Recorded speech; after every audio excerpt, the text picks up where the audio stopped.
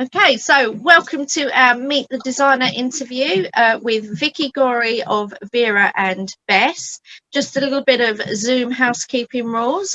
We are asking those of you that are watching to please mute yourselves and turn your videos off. The call is being recorded. I'll be handing over to Helen Free in just a moment as she will be asking the questions to Vicky Gorry. So over to you, Helen. Hello, Vicky. Hi. Right, I've not done this before, okay, so this will be fun. I haven't done this before either, so we can learn together. yes. Right, so how long ago did you learn to knit and crochet? Because I know you knit as well, don't you? Yeah, I do. Knitting was first, actually, when I was probably still quite a young child. Both my grandmas knitted, and my mum and my aunt, so there was always yarn around, so I learned to knit. And then sewing took over. That was my first real craft love. And then about 10 years ago, I was talking to my next door neighbour and I said, I'd love to crochet, but I can't. And she looked at me and said, that's ridiculous. You can do all these other crafts. You can absolutely crochet. And having over the years looked at magazines, looked at books, she showed me, and in 2 minutes, just watching her hands, I got it. And it just took over. I still knit, I still sew, but crochet is first. Yeah, it does tend to have that effect on you. Yeah. Yes. So how did you get into designing? In my head, I could see a blanket that I wanted to make. And I searched and searched and searched and couldn't find a pattern that came anywhere near what I could see in my head. So I thought, well, I'll just have to make it up then. And it was this blanket, actually, the Hearts and Flowers blanket. Yeah, that one's rather pretty, yes. It is pretty. So it's lots of hexagons with, I think there's about 6 different flowers and a heart centre. And after I'd made the first couple, because I needed to make more than one of each one, I was writing it down as I was going along. And not long after I'd made it, someone said to me, well, you know, you've written the pattern. Have you thought about selling the pattern? So I went through all the processes of testing and writing it up and photographing it, put it up on Ravelry, and then I realised I was a designer. That was what I was doing. I was a beginner, and I've learned loads since then. And that was probably one of my more complex designs that I put out there first. So I'm not very good at following instructions, recipes. Sewing patterns, knitting patterns. It's unusual for me to kind of not go off piste. Right. Somebody did tell me once that patterns are to be used as guidelines. Absolutely. And yes, that is definitely how I use them. Right. So how does your design process usually start, and what inspires you? Different things. Sometimes you can see 3 colours put together and think, oh my goodness, I have to make something with those 3 colours because they look so beautiful. Or so this blanket, this is Old Romance. Yeah. So I had a picture that I bought in a charity shop. You know those kind of old-fashioned vintagey colours, huge flowers in intricate little vases and pots, and the colours are so beautiful. So that was what inspired that one. But then sometimes I put a wrap on yesterday for work, this one, and I looked at it and I thought, well, that's just crochet motifs. So yeah, you can imagine what my next project, not that I don't have a list of ideas that I want to work on, but you just see something and your brain goes, you know, you could make that into a crochet pattern. You can't help it. Everything you see in life has you go, ping, another idea. Yes. So what is your most popular design? It would probably be one of the shawl patterns that I designed using the Cheppy as well. I think any whirl pattern, just people love them. They love the whirls. It's so easy. All the colours are there, and one whirl will make pretty much any shawl you want it to make, and it will be a nice size. So they're probably my best sellers. But my favourite, I have lots of favourites. Doing this Meet the Designer has made me look at all the things I've designed over time, and I'm like, oh, I forgot about that, and that one's so lovely. But I guess the two that I most love would be two shawls, and it's this one, which is the Holcomb Bay shawl. Yeah, and I just love the colours, and then this one, which is the Norfolk striped shawl. Yeah. And they just go with everything in my wardrobe. I can throw them on, quite often wear them out for work or just around my neck if I'm going out and it's cold. Yeah. So is designing your day job? No, it was for a while because I was at home with the children. So I guess even then it wasn't really, but it was the work that I was doing. But I went back to work last September. So my day job now, I work for a small publishing company. Well, that's interesting. It is. It's really varied. My job title is production coordinator, and that it's project management basically. I receive, as soon as we bring an author into our company, I'm the person that looks after everything that's going to happen until the book is ready for publication. So I deal with proofreaders, authors, editors, amenders, cover designers, the whole, it's so varied, and I absolutely love it. And the people I work with are fabulous. It's just another form of designing, really, isn't it? It kind of is, and I love that side of it. We do have designers who design the covers, but I can have as much input as I like. So I prepare the brief for the cover designer. The downside is that means I spend a lot of time on websites like Waterstones, checking out what the trends are in the market, what colours are being used, layouts, fonts, all that. So I am forever adding to my wish list of books because I'm just constantly seeing all the books that are coming out.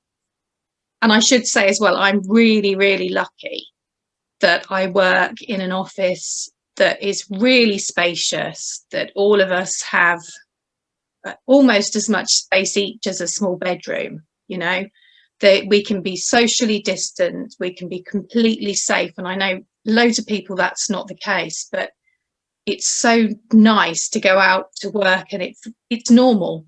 So yes. It's been brilliant. So where have we got here? What's your favourite colour scheme when it comes to your designing? I think I tend towards more muted colours. Definitely coastal colours I like to use a lot, and blues. That said, maybe 2 years ago, if you'd asked me my favourite colour, I would have said, oh, blue, any shade of blue. But today I'm wearing pink. And I don't think I've ever owned a pink jumper in my life before. I bought it fairly recently. So I think I just love colours, as long as they work together, as long as it's harmonious. If it makes me smile when colours are put together, then that's just brilliant. Right. So how would you describe your design style? Oh my goodness. I don't know if I have a style. I think I design easy patterns generally. There might be a couple that are a bit more complicated, but I think almost all of my patterns, a confident beginner could make their first shawl or their first blanket. They're kind of accessible. I guess I'm a bit vintage inspired. So I like vintage shapes. I like the 50s in particular. I like the shape of cardigans, that kind of thing. But I don't know if that's a style as such. I think probably most designers would say the inside of their head is like a bag of pick and mix. Yeah. And it's never quiet in there. There's always a new idea. And sometimes I keep a notepad and pen by my bed, because in that 5 minutes just before I go to sleep, most nights I get an idea, and I have a notebook full of just strange scribblings. But I guess we're affected by what we see, what we hear, what's going on. So it really is, it's a pick and mix. Definitely. What are your favourite yarns or fibres to work with? Ooh. My tastes have grown more expensive, I think, since I started out, definitely. I think that happens to pretty much all of us. I think so. I think you start out with budget yarns, and you can get them in such beautiful colours that you kind of, it's unlimited, really. But then I'd say now I love hand-dyed yarn. I think I probably tend towards sock yarn more than anything. I like cotton as well. I can't work with lamb's wool or mohair or cashmere because it makes me itch, and I find that even just working with it makes my hands sore, which is such a shame, because I feel like there's so much beautiful yarn that I could use if I didn't have that problem. But I use a lot of superwash merino because that removes all of the itchy things. Is it the lanolin then? I don't know. I can't wear lamb's wool, but I can wear superwash merino. So I'm kind of testing out other superwash wools that I can find, because I think that seems to do the trick. But I use a lot of 4-ply now. I like a finer finish, although if I'm feeling impatient, I will go for a slightly thicker yarn. But yeah, I guess so. I have a bit of a problem. I have like I have a mini skein. My name's Vicky, and I'm a mini skein addict. I have seen, yes, lots of posts of yours related to mini skeins. So yes, I can understand it is a one. terrible habit, and I am trying to use them to make scrappy blankets, or I have an ongoing project of an ombre mini skein blanket, which is absolutely beautiful, and it's lovely. Every month I get the next 5 mini skeins and I add to it, and every month my youngest daughter looks at me and says, "Mummy, it's so beautiful, what will you do with it?"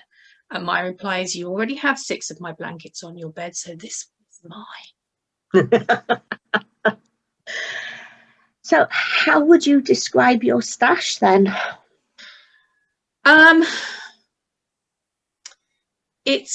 Some of it's hidden. It's in various places around the house, because there are 5 of us in the family and it's a 3-bedroomed house. So I stick it wherever I can find the space in a basket. It's quite mixed. I have lots of, I think when you first start doing crochet or knitting or any kind of craft, you don't buy as much as you need. So you might see a beautiful yarn and you'll buy 1 skein of it. But then when you come to use it, you actually need 4 skeins of it. So I have a lot of that from kind of years ago in my stash. But it is varied. I do have some budget yarns, which I'm trying to use at the moment to make things that I might wear or use. And then lots and lots and lots of mini skeins and larger skeins of sock yarn as well, and a couple of whirls, because you have to have a couple of whirls in your stash. Oh, you definitely do. Yes. My stash is not as lovely as yours, though, and I'm very jealous that your stash is a shop. Well, you are welcome to come and stroke my stash anytime you want to. Yes, and I definitely will, as soon as we're allowed to do that. Right. So, what's your favourite technique? And is there one you would like to learn? I think I like raised stitches. I like texture. So I think if I had a favourite, it would be that. I use a lot of front post, back post, trebles and double trebles, because I just love how that looks. Other than that, you know, I'll mixing stitches. I like mixed stitches as well, although I do like just basic trebles, granny stitches. I find that very soothing. To learn, I did try Tunisian crochet and really didn't like it the first time I tried it, but I do love how it looks. So I think I need to sit down and try again. I know where you're coming from with that. I didn't like it the first time I did it. But when I tried it later on, I used a different type of hook and I just fell in love with it. I'll have to try that again then, because I guess I thought, well, I can knit, and lots of Tunisian crochet looks like knitting, so I could just knit. But it feels like a gap for me. I need to know how to do it, and I need to be comfortable doing it. And I think maybe, yeah, I just used the wrong yarn and hook. So quite possibly. I'll find out from you later. Right. What to start with and go from there. Okay. How many whips do you have? Have I really got to answer that? Yes. I have to answer it, so you have. I think it's probably north of 10. Right. I have some. I think it's acceptable to have up to 5, because depending on how you're feeling, you will pick up something different to work on. And I've got the mini skein blanket that's ongoing anyway, so maybe that doesn't even count as a work in process, because I don't have to knit a lot of yarn for it yet. So I have a blanket, a shawl design. Yeah, there's lots and lots. But I'd say maybe 3 that I work on regularly. Right. So which one's the oldest? I don't think any are that old, actually. I'd say probably none of them are more than 2 years old, which I think is probably quite good. Although I have gone through a bit of I had a reorganisation in my lounge, and that brought lots of things to light. So I frogged a lot of things, because I looked at them and I thought, I don't like that anymore, or it wasn't working anyway. So a lot of the older stuff, I just thought, I am never going to finish that, never. So let's get full value out of the yarn, frog it, wind it up again, and use it for something else.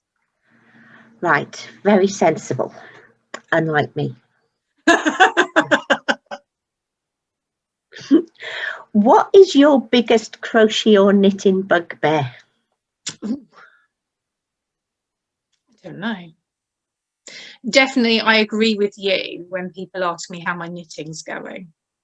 And I have also been knitting and been asked how my crochet was going. I guess to some people it all looked the same, but I think, how can you not tell? There's 1 hook, 2 needles, the stitches look different. I'm running out of yarn. Yes. I think we live in fear of that. I think what we're doing when we buy yarn is actually protecting ourselves from the stress caused by worrying about running out of yarn. It's definitely a real stress, that. Yes. That's what I tell my husband anyway. So which designers do you admire? The simple answer is all of them. Anyone that takes the time to pull that thing out of their head and make it and explain how to make it. It's difficult. And the more complex your design is, like some of yours are really quite intricate and complex, that's a huge skill to be able to do that. My patterns are really simple and often very repetitive, so you know, it's not as tricky as patterns that you design, and I think anyone that designs those more intricate patterns, I'm in awe, absolutely. I really like Janie Crow too. I love how she puts motifs together and the colours that she chooses. Yes, she does seem to have a knack, doesn't she? Yeah, the colours and the photography as well. You know, just it's beautiful. Have you got any plans for the future? Crochet plans always. I did start making a list of things that I'd started and things in my head. That was a bit scary to do that.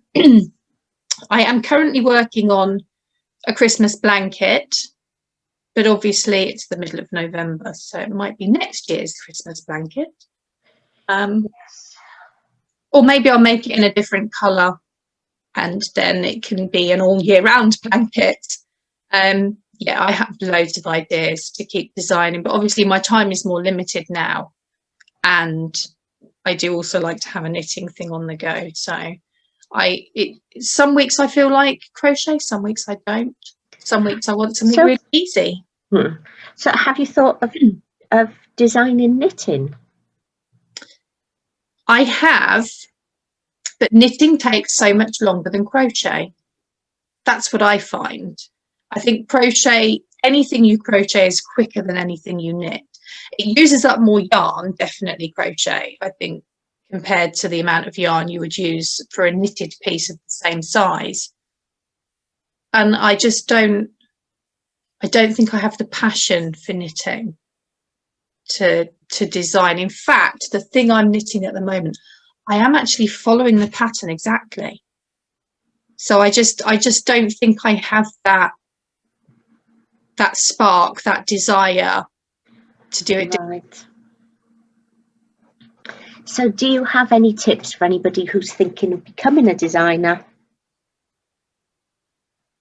Do it, but make sure before you do it, before you make even the first stitch, that you either have a notebook and pen or a pencil, which is often better because you use less paper, because you can rub things out constantly, or a laptop setup, or some way of writing down everything you do from that first stitch, because I promise you, you think you're going to remember exactly what you did to create that beautiful hexagon motif, but you won't.